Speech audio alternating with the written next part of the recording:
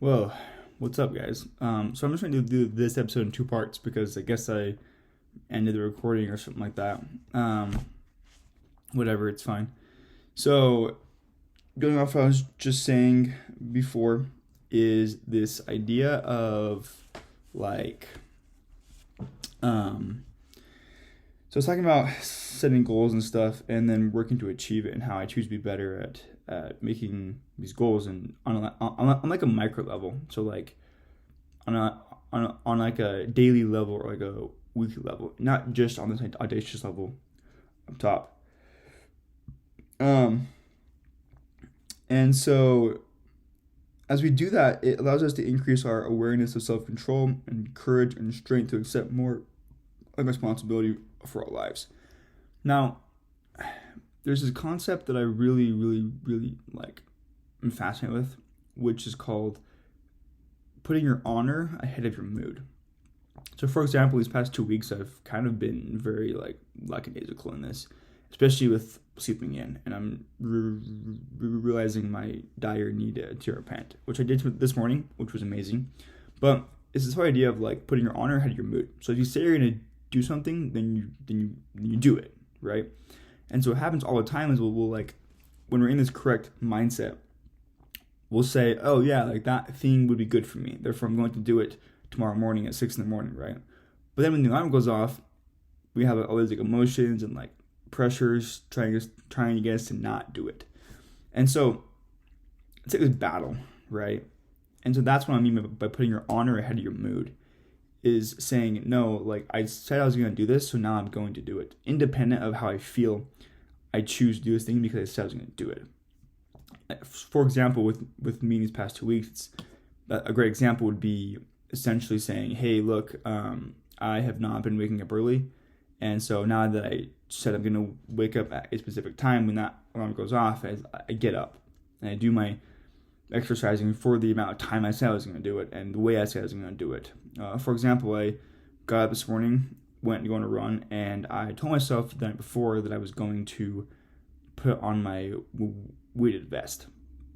And so did that, and I was headed down the stairs, and this thought hit me like, okay, well, if my car is unlocked, then I'll get it. But if it's not locked, but if it's locked, then like I'll just go without it. And then I thought, wait, no, that's a terrible idea. Like I said I was going to do it, I'm going to do it.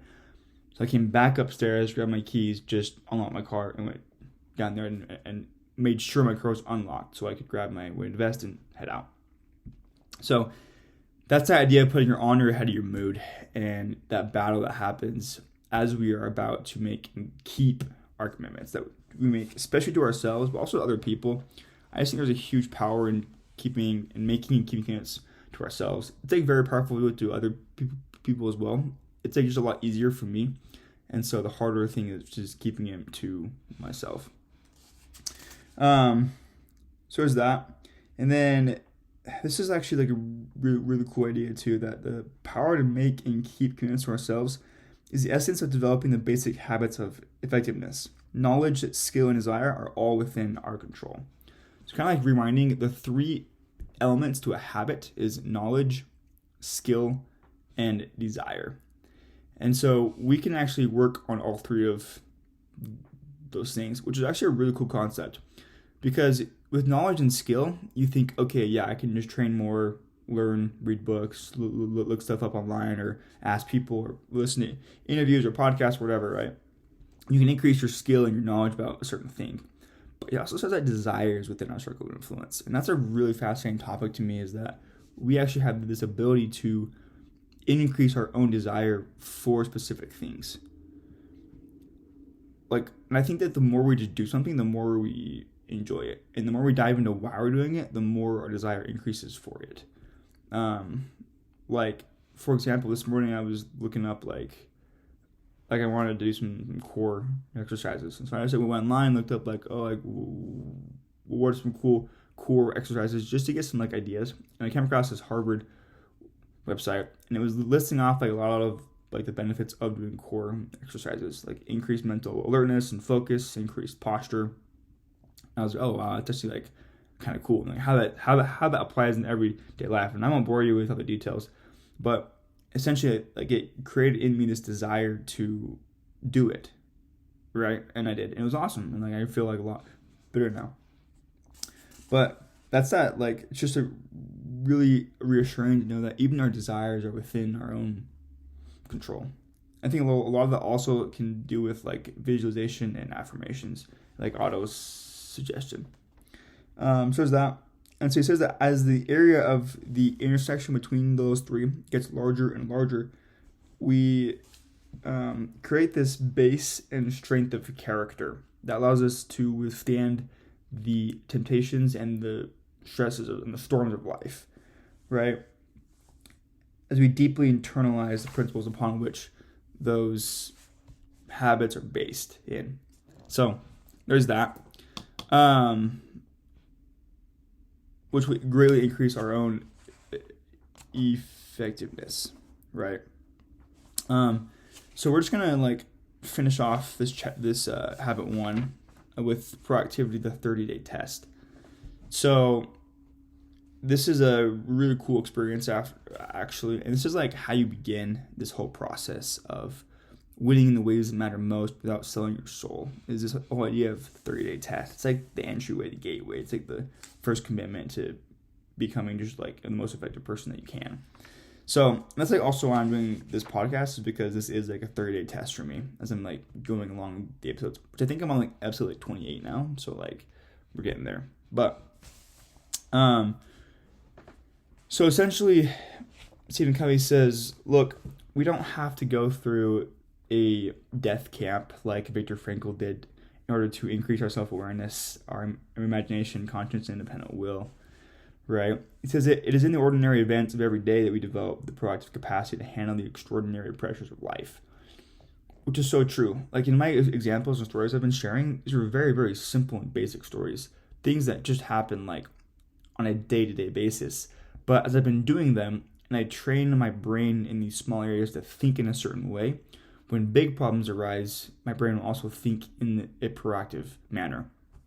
And that's like really, really cool. And so it says like it's how we make and keep commitments. It's how we handle a traffic jam. It's like how we respond to like a person that just like annoys the crap out of us, right? Like how do you respond to that? It's how we view our problems, how we view the opportunities. It's like the language we use, where we focus our energies. All of that stuff is combined into developing a proactivity, which is in everyday life. It doesn't have to be these massive things in our lives. It's literally when you wake up, when you eat breakfast, when you go to school, when you talk to people. Like this stuff just applies to literally everything, which is amazing.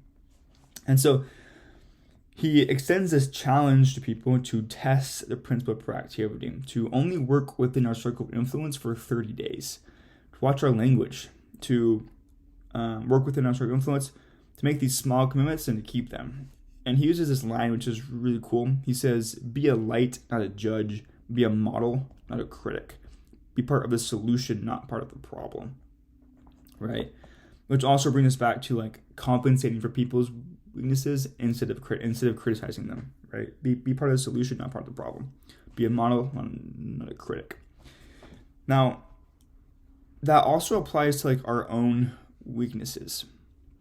Right? He says to not argue for other people's weaknesses and also to not argue for our own, but to just focus on like what we can do with our current situations and circumstances to improve them, right? So don't get into like this blaming, accusing mode, but like work on things you have complete control over. Work on like being better, on being a more effective person or a more loving person or a more time efficient or effective person, right? To look at like the weaknesses of others and ourselves with compassion, not accusation, right? So like it's not what we should be doing or what we shouldn't be doing. That's the problem. The problem is how we view it. The issue is in our own chosen response to that situation and what we should be doing, right? So if I start to think like the problem is out there, that thought is the problem. No, the problem is that that's a reactive mindset. If I think like that, nothing's ever going to change. So like we're going to go through this life, we're going to make mistakes, we're going to have areas of development and improvement, we're going to mess up. But the second order mistake is not responding to it in a correct and proactive way. That's the bigger order mistake. Like that thought is the problem, or that reactive thought is the problem, right? So he also uses this phrase called embryonic freedom to kind of describe this idea of between stimulus and response, we have the freedom to choose, right? And so we are responsible for our own effectiveness. And essentially what we're saying is like, because we are responsible, we can actually increase this embryonic freedom. So it gets larger and larger and larger and larger, right? And we can do this in like our marriages, in our jobs, in our social lives, in our relationships, like whatever it is, church lives. We can do this. And people who do not expand that freedom, it actually contracts. And they start living out the first creations or living out the scripts that other people hand them. That society hands them, that parents hand them, that church members hand them. Whatever it is, like they don't increase their own embryonic freedom, right? Which embryonic meaning it can grow, it can develop, it can become larger and larger and larger. So essentially, like we are responsible for our own lives and the degree to which we are effective, and the degree to which we're winning in the context of our own proactively chosen priorities. So, just to end with a quote here, Samuel Johnson says, "The fountain of content must spring up in the mind, and he who hath so little knowledge of human nature as to seek happiness by changing anything but his own disposition will waste his life in fruitless efforts and multiply the grief he proposes to remove." Really cool concept there. That unless we focus on ourselves and being more, we waste our lives in fruitless efforts, and we actually multiply the sadness, the disappointment, and grief that we're proposing to remove by being in a reactive mindset. So there's that for you. Now, disclaimer, warning, caution. This is the foundation to all the other 7 habits. If we do not have the self-awareness to examine our own lives and to respond to our environment, to become responsible or be able to respond, we cannot develop the other 6 habits. It is impossible. It will not happen. So this is super, super important. Please focus on it and put your energies towards it. As I've done it, it's been an amazing experience for me. So that's kind of it for this episode. Let me just read the application suggestions here so we can get kind of a better idea of what we can do to work within our circle of influence.